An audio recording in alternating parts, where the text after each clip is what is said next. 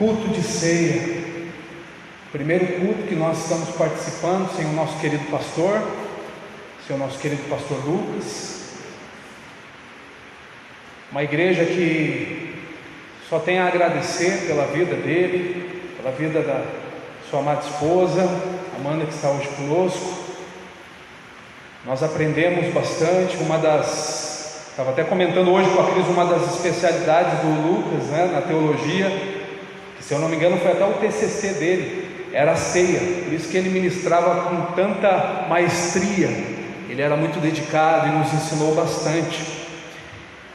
E nós vamos aqui meditar, compreender, e assim como a oração do nosso querido, o Senhor ele vai falar conosco nessa noite, encorajando, dando forças e nos exortando.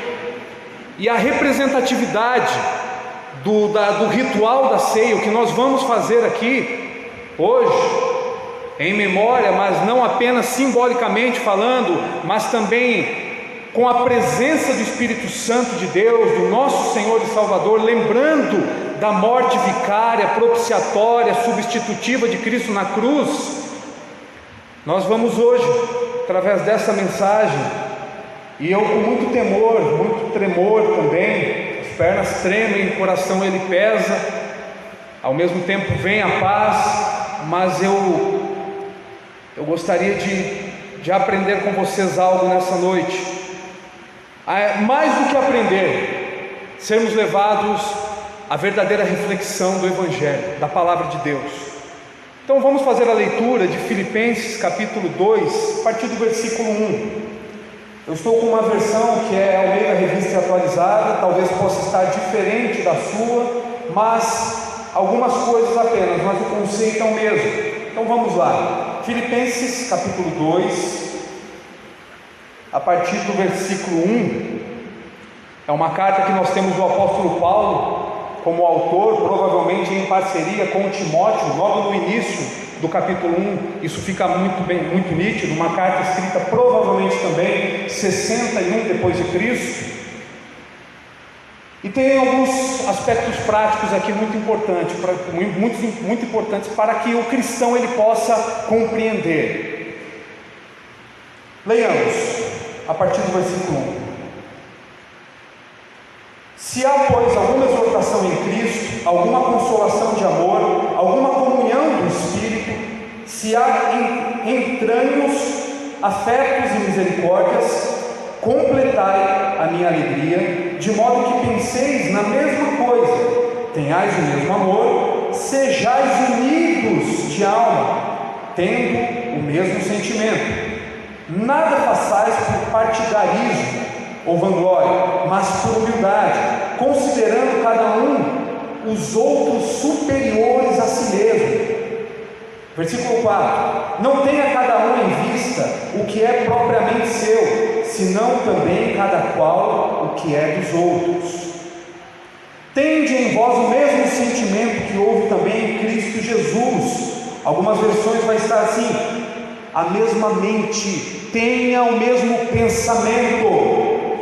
Versículo 6: pois ele, subsistindo em forma de Deus, estando em forma de Deus, sendo Deus, não julgou como usurpação ser igual a Deus, antes a si mesmo se esvaziou, assumindo a forma de servo, tornando-se em semelhança de homens, e reconhecido em figura humana, a si mesmo se humilhou, tornando-se obediente até a morte e morte de cruz. Pelo que também Deus o exaltou sobremaneira, e lhe deu um nome que está acima de todo nome, para que ao nome de Jesus se dobre todo joelho nos céus, na terra, debaixo da terra, e toda língua confesse que Jesus Cristo é o Senhor, para a glória de Deus Pai. Amém? Queridos, uma das aplicações práticas aqui dessa carta é justamente uma exortação que o apóstolo Paulo está fazendo para a igreja de Filipos, para os filipenses, justamente porque ali ocorriam dois perigos. O primeiro perigo era um ataque externo, um ataque dos inimigos de maneira externa, fora da igreja. algo que ocorre com o cristão hoje. É um ataque que o cristão ele vai sofrer. Essa tentativa mesmo de fechar, obrigado, querido. Essa tentativa de fechar as igrejas definitivamente, isso é um ataque. Nós temos desde a história, do início, da fundação da igreja, esses ataques. E Paulo, no capítulo 1, se você ler ali o versículo 20, 28, Paulo ele está encorajando aos cristãos para que permaneçam firmes. É uma exortação à perseverança. Então essa é a primeira aplicação fundamental para nós, porque dá para contextualizar sim, trazermos, serve para nós, obviamente. E a segunda, que é aqui, nesse capítulo 2, o apóstolo Paulo, do versículo 1 ao versículo 5, ele está aqui falando a respeito da necessidade da unidade cristã. Os cristãos precisam se unir. A igreja, os filipenses, eles estavam tendo aquilo que nós chamamos de panelinha, os rachas, as facções, aquelas divisões que ocorrem quando não estão produzindo os frutos das obras de Deus, os frutos que vêm do Espírito Santo, e sim os frutos que na verdade nem podemos chamar de frutos, mas quando é algo proporcionado, que tem como causa o efeito, são as obras da carne. Mas o apóstolo Paulo ele vem exortando, ele vem levando essa exortação para que eles entendam e compreendam a necessidade. E a única maneira de permanecerem firmes é através dessa unidade.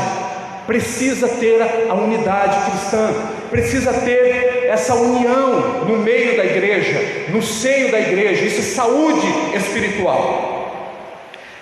E é interessante que, tratando aqui, vendo esse contexto, o apóstolo Paulo ele vai dizer o seguinte: que o único remédio, o melhor remédio para que isso seja curado, para que isso seja resolvido, para que isso seja sanado, o melhor remédio para as curas dos males da igreja, de uma igreja que começa a se dividir, uma igreja que começa a ter aquilo que nós chamamos de picuinha, de panelinha, o melhor remédio é a igreja olhar para Cristo Jesus, é a igreja se voltar para Cristo Jesus. Esse é o melhor remédio. Mas o apóstolo Paulo ele não vai deixar uma exortação, ou ele vai dar uma orientação sem uma direção mais profunda, e é isso que ele faz. E é isso que eu quero ver com vocês nessa noite. O que o Senhor Jesus, direcionando esse homem abençoado, para que tivéssemos hoje a possibilidade de aprender através da palavra de Deus, através das Escrituras, está aqui a única forma do cristão ele conseguir caminhar, do cristão ele conseguir prosseguir. E é interessante que engloba tudo isso, inclusive o porquê de nós estarmos aqui nessa noite, exaltando e glorificando o nome de Deus através desse sacramento tão precioso que é a ceia. Queridos, o primeiro ponto que eu gostaria de ver com vocês aqui está no capítulo 2, versículo 6.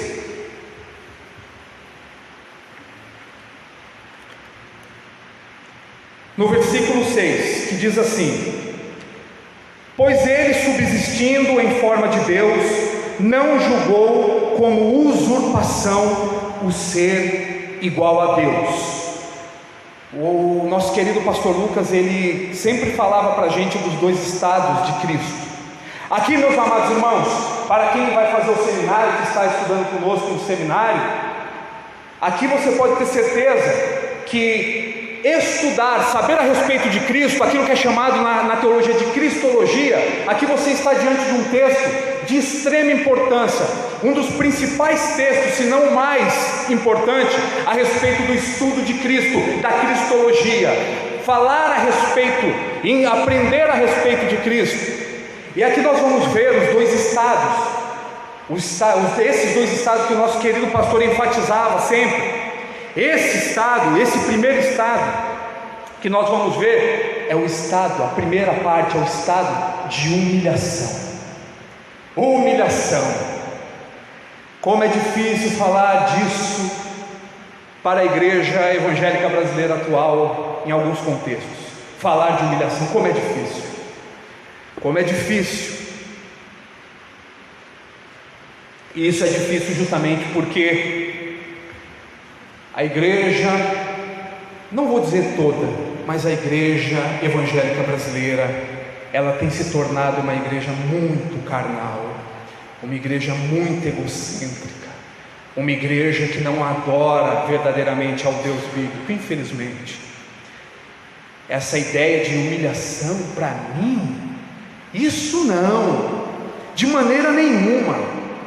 Mas olha só, como que pode o apóstolo Paulo fazer uma exortação dessa, e mostrando que, olha, a única maneira de vocês serem unidos em cristãos verdadeiros é olhar para isso aqui, e olhar para o quê? Olhar justamente para isso, pois ele, subsistindo em forma de Deus, não julgou como usurpação o ser igual a Deus. Ou seja, nós estamos falando aqui de Jesus, queridos, nós não estamos falando aqui de um profeta, um outro profeta, embora ele tenha essa característica, mas nós estamos falando aqui de Jesus. Antes, aqui nesse ponto que o apóstolo Paulo está nos mostrando, é antes da encarnação, antes de Jesus ele descer o coração dele dos céus para a terra. Aqui nós temos sim a ideia e sabemos a convicção de que Jesus, ele é Deus coigual, Jesus, ele é coeterno e consubstancial. Nós cremos na Santíssima Trindade, um só Deus que se manifesta em três, mas é um em essência, não é isso? Jesus Cristo, ele também é Deus. Nós estamos falando aqui, nós não estamos falando de qualquer outro ser humano, não. Nós estamos falando aqui do próprio Deus. O próprio Deus, ele que sempre foi revestido de glória e de majestade. Nós não estamos falando aqui da glória que o homem proporciona para o homem. Nós estamos falando aqui, queridos, da glória do Deus eterno. Nós estamos falando aqui daquele que é o Criador de todas as coisas, das coisas visíveis e das coisas invisíveis. Nós estamos falando aqui daquele que sempre foi adorado pelos anjos. Nós estamos falando aqui nessa noite daquele que, quando a Bíblia diz que subsistindo em forma de Deus, ele é o próprio Deus, ele é o próprio El Shaddai. Nós estamos falando aqui do Senhor dos senhores, do Rei dos reis, do Senhor de toda a criação, de toda a existência. Nós estamos falando aqui nessa noite do Deus Criador de todo o universo e de todo o cosmos. Jesus, ele é Deus. Essa pergunta, quando é feita para alguns irmãos, algumas pessoas não sabem responder. Algumas igrejas não têm escola bíblica, não investem em escola bíblica, não investem em seminários teológicos.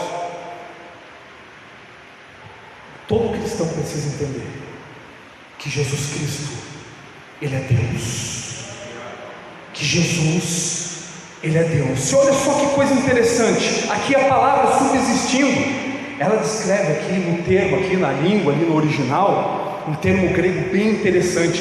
Aqui está descrevendo para nós, meus amados, que Jesus, ele tem características que são inatas, imutáveis, inalteráveis, inabaláveis. O que o apóstolo Paulo está querendo dizer aqui é que Jesus é Deus em forma essencial, imutável e inalterável. Ou seja, Jesus sempre foi Deus, mesmo ocorrendo a encarnação do Verbo. Jesus sempre foi Deus. Jesus, ele veio, ele se fez homem, mas ele não se tornou um homem pecador, não.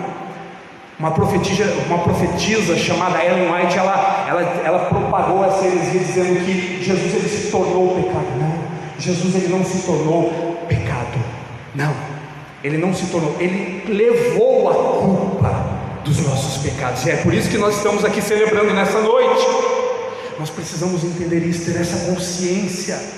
Jesus, ele sempre foi Deus. Jesus, ele sempre possuiu toda a glória no louvor do céu. Jesus, com o Pai, com o Espírito Santo, ele sempre reinou sobre todo o universo. No princípio era o Verbo, e o Verbo estava com Deus, e o Verbo era Deus.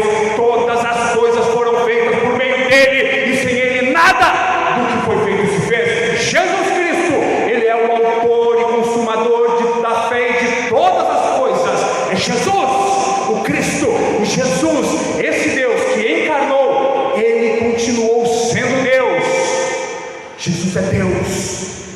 Isso tem que ficar muito fixado na mente do cristão, no coração, na alma, no espírito do cristão. Essa convicção, queridos, essa consciência.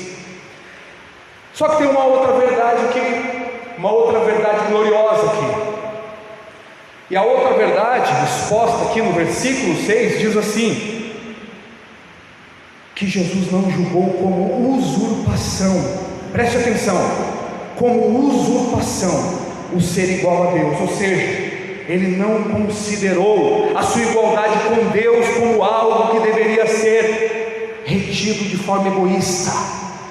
Ele não usou dos seus privilégios para benefícios próprios, muito diferente daqueles que têm a sua natureza ou a sua identidade revelada quando tem alguns privilégios. A maior característica de um líder é quando ele tem os seus privilégios, e quando esses privilégios são proporcionados para o líder, ele não usa esses privilégios de maneira egoísta. Pelo contrário, ele faz como Cristo. Ele ama e ele proporciona para o irmão. Os privilégios que um cristão ele tem não é para fins egoístas. A própria contribuição, que o pastor estava dizendo, o próprio dízimo, oferta, ele não é para ser retido para o homem de maneira egoísta. Os dons espirituais que você recebeu, eles não podem ser usados com os fins egoístas. A possibilidade de estarmos aqui cultuando a Deus com essa porta aberta, termos aqui os privilégios de uma igreja que não é uma igreja que está sendo perseguida, que está sendo morta por professar a fé ainda. Nós temos a liberdade de estarmos cultuando nessa noite em união, em unidade, mas nós temos que ter a conscientização que se adentrar por essas portas, um homossexual, um usuário de droga, um maníaco, seja o pecado que for, independente do que seja, os nossos privilégios precisam ser usados para quê? Para benefício do próximo, para o benefício do outro, aquele que perece, padece, aquele que está sendo deteriorado pelo pecado, precisa do quê? Dos privilégios do cristão, daquilo que nós temos, que é Jesus, o Espírito Santo de Deus. É para isso. E Jesus, ele fez exatamente isso. Jesus, ele não usou os seus privilégios para benefício próprio. Não. Jesus, ele não pensou em si mesmo. Jesus, ele pensou nos outros. Ele abriu mão de sua glória, ele desceu das alturas, ele usou os seus privilégios para abençoar a nós, para abençoar aos cristãos. Foi isso que Cristo fez, e é isso que ele está fazendo por nós. É exatamente isso. Mas ainda tem um outro ponto aqui, versículo 7 diz que ele se esvaziou, não é isso? Jesus se esvaziou. Diz assim, versículo 7: antes, a si mesmo se esvaziou, assumindo a forma de servo, tornando-se em semelhança de homens, e reconhecido em figura humana. O que quer dizer isso, queridos? Que o Filho de Deus, que deixou o céu, que deixou a sua glória, que deixou o seu trono, e ele se fez carne, se fez homem, se encarnou, aquele que estava na glória, em um estado pré-encarnado igual a Deus, é a mesma pessoa que se esvaziou. O que Deus ele quer da igreja é uma igreja que se esvazie de si, do egocentrismo, se esvazie das suas necessidades egoístas, uma igreja que precisa pensar mais como igreja, uma igreja que precisa pensar mais no outro, uma igreja que tem que parar de olhar para o seu umbigo, uma igreja que precisa olhar para o irmão do lado, uma igreja que precisa sentir a dor do outro, uma igreja que precisa, em nome de Jesus Cristo, realmente viver aquilo que o cristianismo nos chama, tem nos impelido, se esvaziar. Mas esse esvaziamento do próprio Cristo, aqui a palavra esvaziou significa tirar algo, como se fosse tirar algo de um recipiente. Sabe quando você pega um recipiente que tem alguma coisa, aí você vai lá e esvazia? É nesse sentido aqui. Mas esse esvaziamento aqui não significa que Jesus ele deixou de ser Deus. Jesus é o homem-Deus, o Deus-homem, aquilo que os teólogos chamam de uma fusão das duas naturezas, uma união hipostática. Ele é 100% Deus e 100% homem, são duas naturezas em um só. Ele não deixou de ser Deus, ele continuou sendo Deus, continuou, mas ele se autolimitou no exercício do seu ministério terreno. E nós vamos entender, é por isso que nós estamos aqui, vamos entender melhor a respeito da ceia. Por isso, esse esvaziamento tem três pontos aqui, três. Esse esvaziamento de Cristo Jesus tem três características aqui. Primeiro, ele renunciou à sua relação favorável à lei divina. Cristo Jesus, enquanto permanecia no céu, ele não tinha nenhuma carga de culpa, mas quando ele se fez homem e ele carregou os nossos pecados, ele levou também a nossa culpa. Meu Deus do céu, não é mais tempo de você carregar a culpa que você tem carregado durante todo esse tempo. Jesus Cristo, naquela cruz, ele está possibilitando para você nessa noite a conscientização, a reflexão de que todos os nossos pecados foram perdoados. Além de levar e carregar os nossos pecados, ele também leva e carrega a nossa culpa. Meu Deus do céu, glórias a Deus por isso. Jesus Cristo, ele carrega a nossa culpa. Essa é a primeira característica. A segunda, Jesus, ele renunciou às suas riquezas. 2 Coríntios capítulo 8, versículo 9 diz assim: pois conheceis a graça de nosso Senhor Jesus Cristo, que sendo rico, olha só, Jesus sendo rico, se fez pobre por amor de vós, para que pela sua pobreza vos tornasseis ricos. Jesus, ele renunciou tudo, ele renunciou à sua própria vida. Tão pobre Jesus ele era, que tomou emprestado um lugar para nascer. Jesus, ele não teve um lugar para nascer, tomou emprestado uma casa para pernoitar, um barco para pregar, um animal para cavalgar, uma sala para reunir e um túmulo para ser sepultado. É o próprio Deus que tomou tudo isso emprestado. Para quê? Para o cristão ele bater no peito hoje e achar que essa maldita teologia da prosperidade, que tanto foi combatida, glórias a Deus pelo nosso pastor, para o cristão ele sentir Deus, não é essa glória terrena. Aqui Jesus não está falando, a Bíblia não está falando disso, ele está falando da glória celestial do próprio Deus. Ele fez o quê? Ele renunciou às suas riquezas para que o cristão ele fosse alcançado, para que você e eu fôssemos amados, para que fôssemos perdoados. Meu Deus, glórias a Deus por isso. E ele também renunciou à sua glória celestial.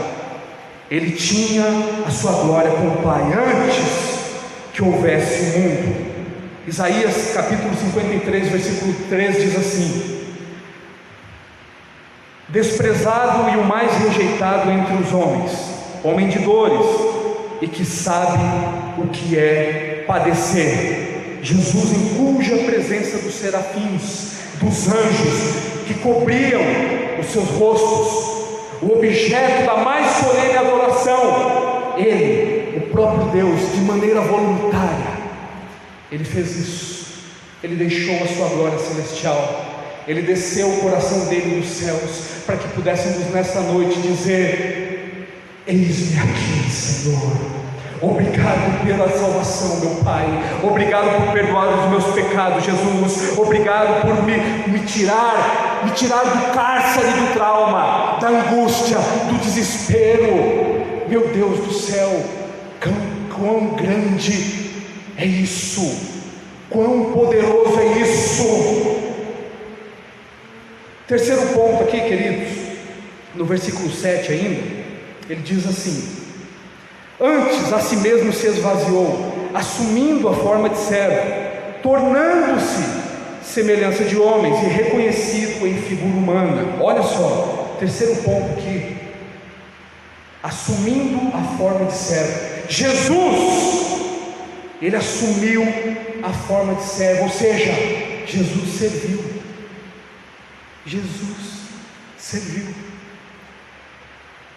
Nós estamos falando do eterno Filho de Deus, que não nasceu num palácio, o Rei dos Reis, que não nasceu num berço de ouro, que ele não entrou no mundo por intermédio de uma família rica e influente. Nós estamos falando aqui do nosso Deus, que nasceu de um berço pobre. Nós estamos falando aqui do nosso Deus, que nasceu numa família pobre, numa cidade pobre, nasceu numa manjedoura.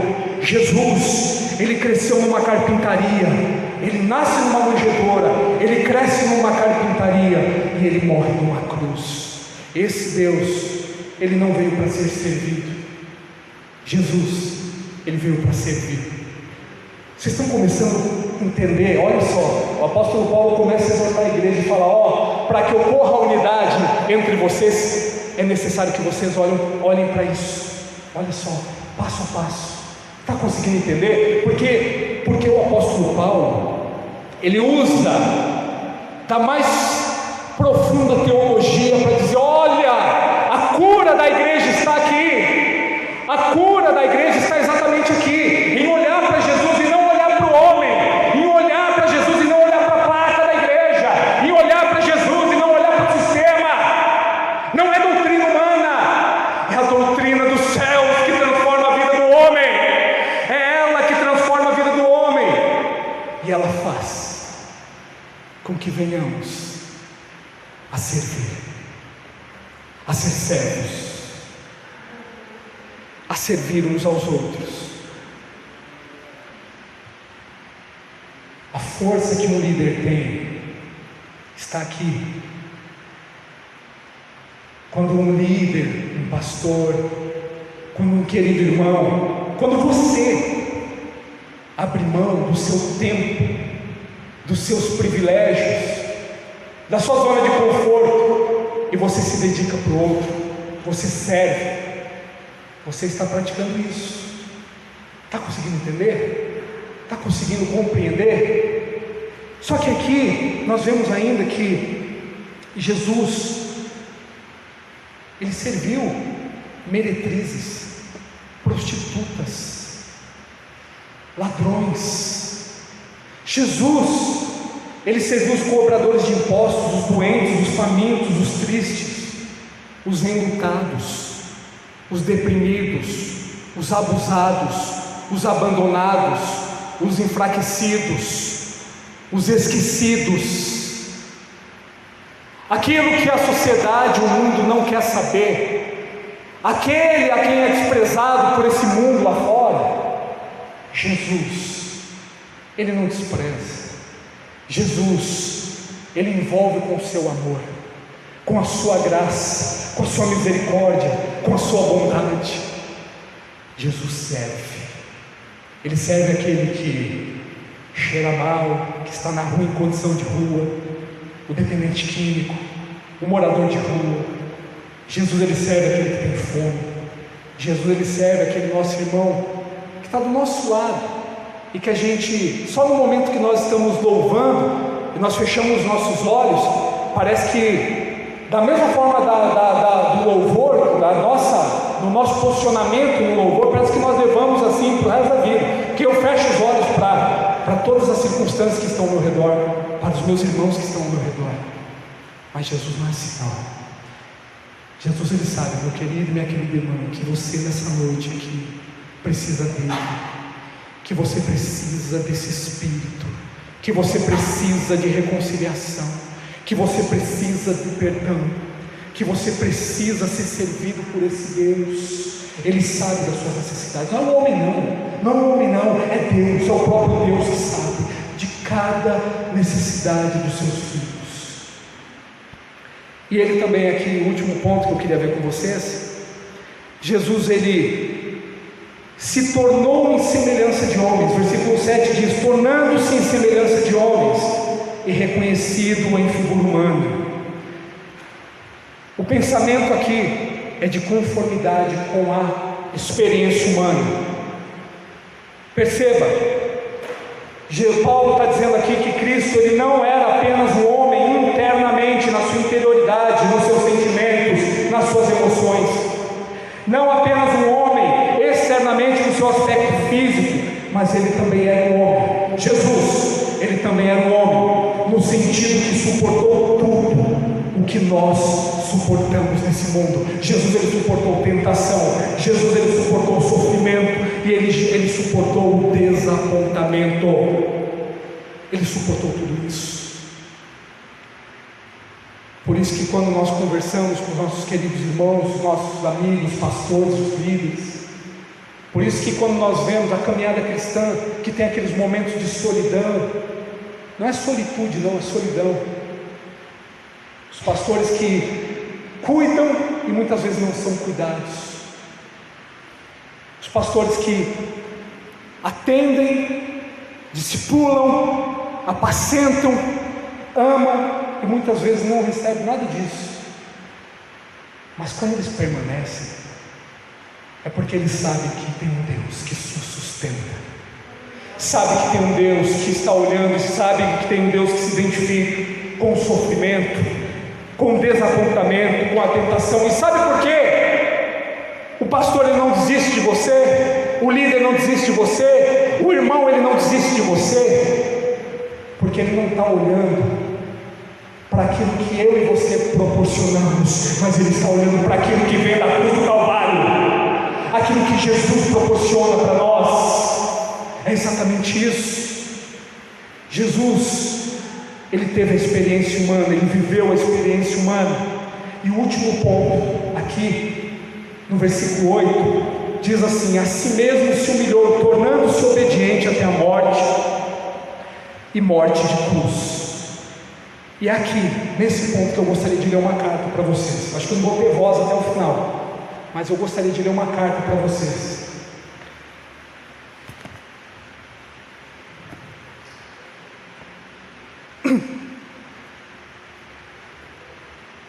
Foi-se a voz, já não tem voz, ainda já era. Está conseguindo ouvir no fundo, gente? Tá?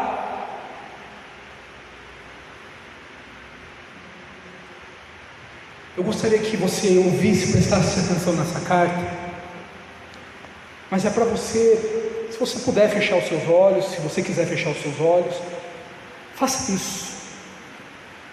Eu gostaria que você prestasse atenção nessa carta, porque aqui se trata de uma carta escrita por um legista, um cirurgião, Dr. Barbet, um médico legista francês, que ele, olhando o relato de Lucas, do livro de Lucas, que é o livro que mais detalha a morte, a crucificação, os detalhes da morte e ressurreição de Cristo, ele montou essa carta com a sua experiência de legista, de cirurgião.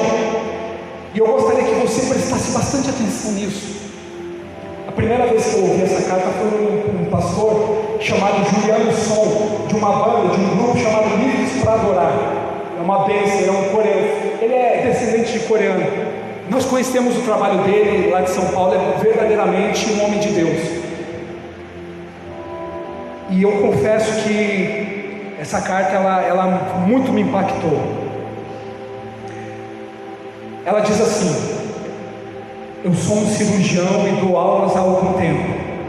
Por 13 anos vivi em companhia de cadáveres e durante a minha carreira estudei anatomia a fundo. Posso, portanto, escrever sem presunção a respeito de morte como aquela. Jesus entrou em agonia no Getsemane, e seu suor tornou-se como gotas de sangue a escorrer pela terra. O único evangelista que relata o fato é um médico, Lucas, e o faz com a precisão de um clínico. O suar sangue ou hematidrose é um fenômeno raríssimo.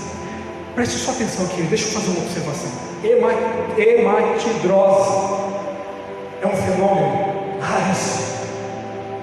Esse pastor Juliano Som, ele tem um amigo do pai dele, que também é oriental, coreano, estava com um tumor aqui na região do abdômen, e foi fazer uma cirurgia nos Estados Unidos, e lá no procedimento cirúrgico funciona como? Ele é contado por minutos por hora, né? E começaram a fazer um procedimento cirúrgico nesse homem, e acontece nesse senhor um fenômeno muito raro. A anestesia não pega no corpo dele. E o que aconteceu? Colocaram aquele homem ali no procedimento cirúrgico. Ele começou a fazer, né, o procedimento. Lembre-se, um câncer aqui na região do abdômen, né, nessa região aqui, eu não sei, eu lembro especificamente onde.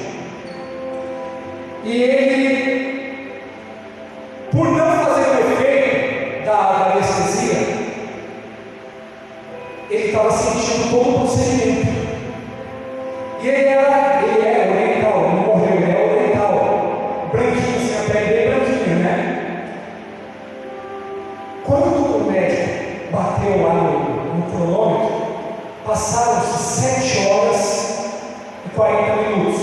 Ele foi aberto, fizeram toda a remoção do tumor, fizeram costuraram, né? Toda a asepsia e costuraram, e todo o procedimento que ocorreu, ele sentiu em todo o tempo. E ele falou uma coisa interessante e terrível.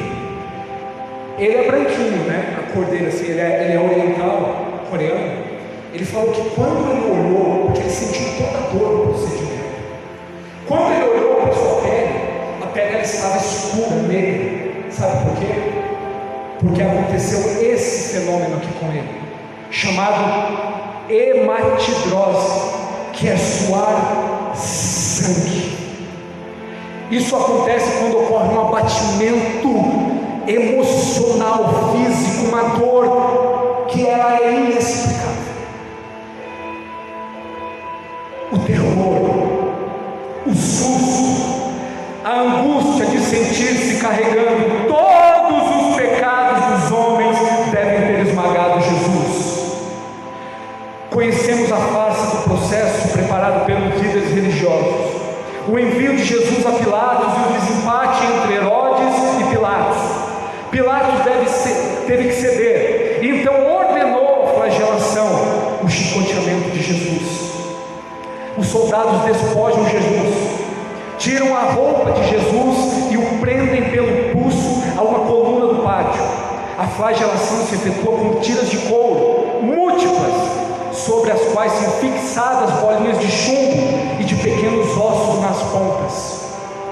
Os carrascos devem ter sido 2, um de cada lado, de diferente estatura. Golpeiam com chibatadas a pele já dilacerada por milhões de microscópicas hemorragias do suor de sangue. A pele se dilacera e se rompe, o sangue espirra. A cada golpe Jesus reage em um sobressalto de dor. As forças se esvaem, um suor frio lhe impregna a fronte, a cabeça gira em uma vertigem de náuseas, calafrios lhe correm ao longo das costas. Se não estivesse preso no alto, pelos pulsos cairia uma poça de sangue.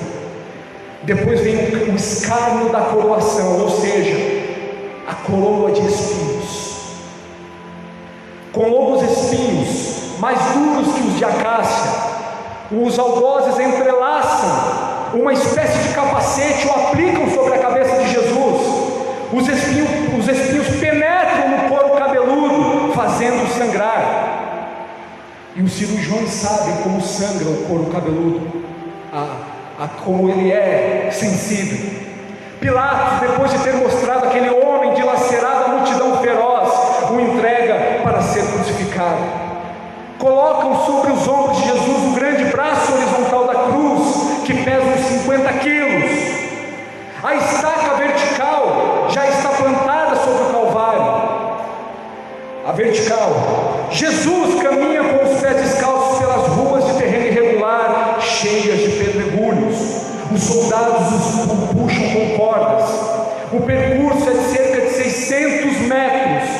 Jesus, fatigado, arrasta um pé após o outro, frequentemente cai sobre os joelhos, e os ombros de Jesus estão cobertos de chagas, de feridas. Quando ele cai por terra, a viga lhe escapa, escorrega e lhe esfola o dorso. Sobre o Calvário tem início a crucificação. Os carrascos despojam o condenado, mas a sua túnica, a sua roupa está colada nas chagas, nos ferimentos, e tirá-la produz dor atroz. Quem já tirou uma atadura de uma gaze, de uma grande ferida, percebe do que se trata. Cada fio que adere, cada tecido que cola a carne viva. Ao levarem a túnica, se laceram as terminações nervosas postas em descobertas pelas feridas. Os carrascos dão um puxão violento. Há um risco de toda aquela dor provocar uma síncope, mas não é o fim. O sangue volta a escorrer. Jesus é deitado de costas. As suas chagas se incrustam de pequenos elementos, depositam-no sobre o braço horizontal da cruz. Os algozes tomam as medidas. Com cada broca é feito um furo na madeira para facilitar a penetração dos pregos. Os carrascos pegam um prego, um longo prego pontudo e quadrado, apoiam-lhe sobre o pulso de Jesus e com um golpe certeiro de martelo plantam e o rebatem sobre a madeira. Jesus ele deve ter contraído o rosto assustadoramente. O nervo mediano foi lesado. Pode-se imaginar que Jesus deve ter provado uma dor lancinante, agudíssima, que se difundiu pelos dedos e espalhou pelos ombros, atingindo o cérebro. A dor mais insuportável que um homem pode provar, ou seja, aquela que é produzida pela lesão dos grandes troncos nervosos, que provoca uma síncope e faz perder a consciência. É uma dor inimaginável. Mas em Jesus não. O nervo é destruído só em parte, e a lesão do tronco nervoso permanece em contato com o prego. E quando o corpo for suspenso na cruz, o nervo se esticará fortemente como uma corda de violino esticada, e cada solavanco, cada movimento vibrará despertando dores dilacerantes. Elevam a Jesus, sobem Jesus. Os ombros da vítima esfregam dolorosamente sobre a madeira áspera. As pontas cortantes de uma grande coroa de espinho penetram em seu crânio. A cabeça de Jesus, ela se inclina para frente, uma vez que o diâmetro da coroa impede ele de apoiar-se na madeira, de fazer esse movimento aqui. Cada vez que o mártir tenta levantar a cabeça, recomeçam as pontadas agudas de dor. Pregam-lhe os pés. Ao meio-dia Jesus tem sede, não bebeu desde a tarde anterior e estava desidratado pela perda de tanto sangue. Seu corpo é uma máscara de sangue. A boca está semiaberta e o lábio inferior começa a pender. A garganta seca lhe queima, mas ele não pode engolir. Tem sede. Um soldado lhe estende sobre a ponta de uma vara uma esponja com bebida ácida, de uso entre os militares. Tudo aquilo é uma tortura atroz. De repente, um estranho fenômeno se produz no corpo de Jesus. Os músculos dos braços se enrijecem em uma contração que vai se acentuando.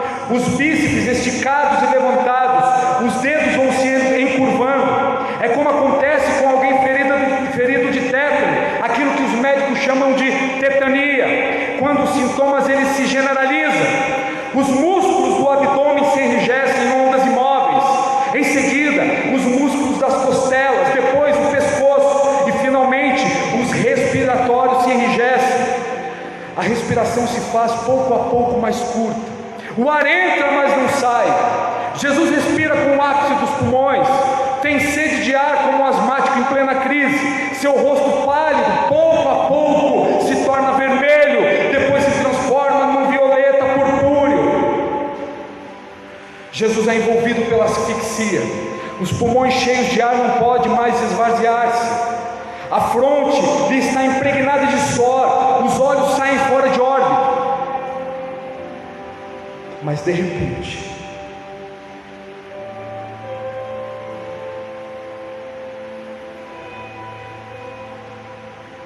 Mas de repente, lentamente, com um esforço sobre-humano, Jesus, ele toma um ponto de apoio sobre o prego dos pés e se esforça em pequenos golpes, se eleva, aliviando a tração dos braços. Ele começa a se levantar, se elevar com os pregos dos pés.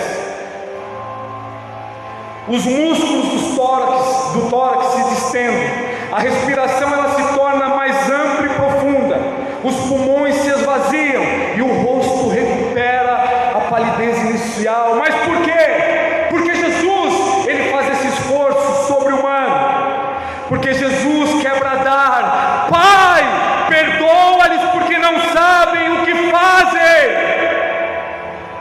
E logo em seguida começa a afrouxar-se de novo e a asfixia recomeça. Foram transmitidas 7 mensagens, 7 frases pronunciadas por ele na cruz. E cada vez que Jesus quer falar, ele deverá se estender, se elevar-se como apoio o prego dos pés. Inimaginável. Atraídas pelo sangue que ainda escorre pelo coagulado, enxames de moscas unem-se ao redor do seu corpo, mas ele não pode enxotá-las. Pouco a pouco o céu escurece, o céu se esconde, e de repente a temperatura diminui. Logo serão 3 da tarde, e depois de uma tortura que dura 3 horas, todas as suas dores, toda a sua sede, todas as suas câimbras, toda a asfixia e todo o latejar dos nervos medianos e arrancam o lamento: Deus meu, por que me desamparaste? E Jesus grita: está consumado.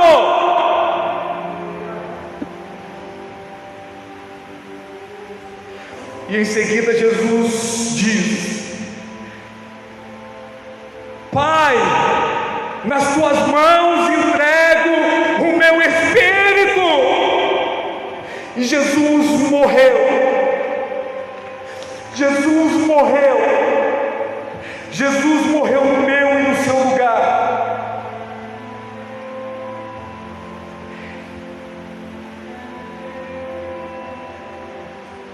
E por que Jesus morreu? Ele morreu para que todo sofrimento pudesse ter fim. Ele morreu para que pudéssemos ser perdoados dos nossos pecados. Ele morreu no meu e no seu lugar, para que não fôssemos condenados eternamente.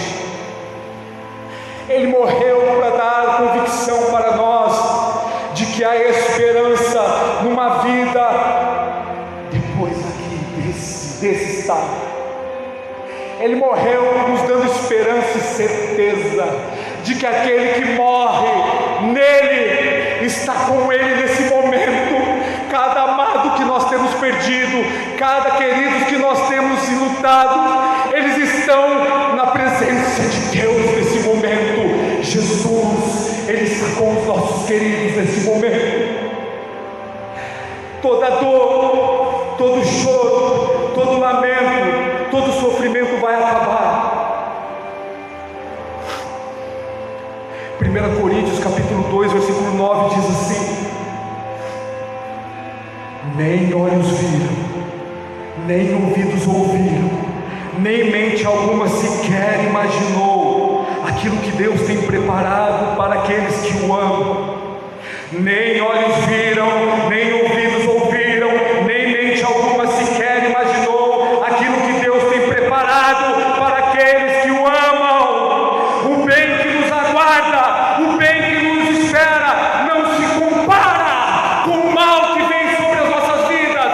Não se compara, não se compara. Esse é o Evangelho de Cristo Jesus. Essa é a mensagem da cruz. É a mensagem de um Deus santo e justo, que salva pecadores injustos, através, por meio, mediante a morte vicária de Cristo Jesus. Jesus, ele leva com remover os nossos pecados, Ele paga também a nossa culpa, e é despejado sobre Jesus Cristo a ira de Deus. Quando a ira de Deus é despejada sobre Jesus, Deus satisfaz a sua justiça, sendo justo e justificador de todo aquele que crê. Jesus, ao terceiro dia, Ele ressuscita dentre os mortos, demonstrando assim que o seu sacrifício foi aceito. Então Ele ordena, Ele não está pedindo favor, Ele está ordenando que todos os homens, em todos os tempos, em todos os povos se arrependam e creiam no Evangelho. Isso é o Evangelho, essa é a mensagem da cruz. E Ele disse sim, que no mundo nós passaríamos e passaremos aflições. Jesus disse que nós passaremos aflições, mas Ele não termina aí. Ele diz que no mundo nós passaremos aflições, mas tem de bom ânimo, minha irmã, tem de bom ânimo, meu irmão. Isso aqui é temporário, é passageiro, é transitório, somos peregrinos. Um dia estaremos ceando todos juntos, todos estaremos juntos ceando na presença do nosso Deus. Todos estaremos juntos ceando na presença do nosso Deus, do nosso Pai.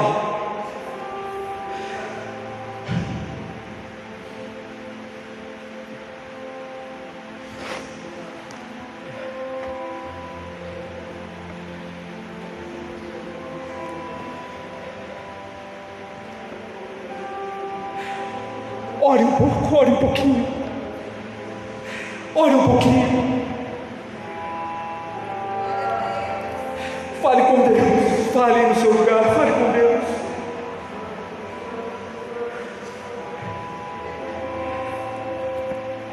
Agradeça a Deus. Agradeça a Deus, porque tudo isso vai passar. Toda dor, todo choro, todo lamento, todo sofrimento vai ter fim. Toda dor, todo choro, todo lamento, todo sofrimento não mais existirá. Jesus venceu a morte. Jesus nos dá a vida. Ele está nos dando a vida. Através da morte, somente aquilo que Ele pode nos proporcionar. É tempo de nos arrependermos dos nossos pecados. Precisamos abandonar aquilo que nos afasta de Deus. Oh Jesus, dá força para a tua igreja, Pai. Sustenta os teus filhos, Senhor. Levanta a quarta igreja, Senhor, as igrejas presbiterianas, Deus. Fortalece, Senhor, a tua filha, Pai, os teus filhos, Senhor. Oh Senhor, nós não vamos largar do arado, não. Oh Jesus, dá-nos a honra de fazermos como o nosso querido pastor Lucas, Deus, que com excelência cumpriu sua missão e foi até o fim, mas hoje está na tua presença, glorificando o teu nome, e que possamos um dia estar reunidos, Deus, com os nossos corações unidos com os nossos amados, Pai. Que possamos olhar para a cruz, Senhor, e pararmos com o nosso desprezo, com o nosso egoísmo, Senhor. Compreendermos que a cruz representa isso tudo e muito mais. Chega de maturidade na tua igreja. Chega de frescura. É momento de união. É momento de amor. É momento de estarmos em unidade cristã, Deus. Oh Jesus, a missão continua, Senhor. Fortalece os teus filhos, Deus. E perdoa, Senhor, me perdoa, Deus, porque quando eu olho para tudo isso, quando eu olho para tudo que o Senhor fez e faz, eu só posso sentir vergonha, Deus, da minha murmuração, da minha fraqueza. Ah, Senhor, mas o Senhor nos fortalece, nos perdoa. Toda honra, todo louvor e toda majestade seja dada a Deus. não se entristeça, não. Nós sentimos a dor da morte porque nós estamos na presença do pecado. A nossa natureza é pecaminosa, a gente sente a dor da separação, lógico. E não é errado chorar, não é errado sentir saudade, não é errado sentir dor, não. Faz parte do que nós somos hoje. Mas um dia a gente não vai sentir mais nada disso.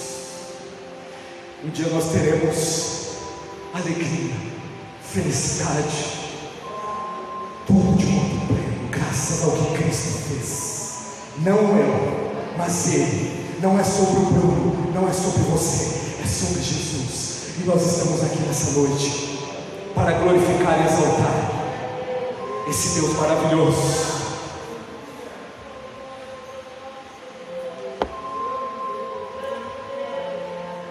Se você ainda não tomou a decisão de entregar a sua vida para Jesus, se você ainda não fez isso, se você ainda não abandonou aquilo que está destruindo e te matando, hoje é o momento. Hoje é o momento. Você não precisa se confessar para o homem, não. Você pode se confessar para Deus, direto com o Pai, sem pedágio, sem intermediário. É você e Deus. Se decida hoje, é agora. Jesus está voltando, e Ele está voltando para alguns mais rápido para alguns.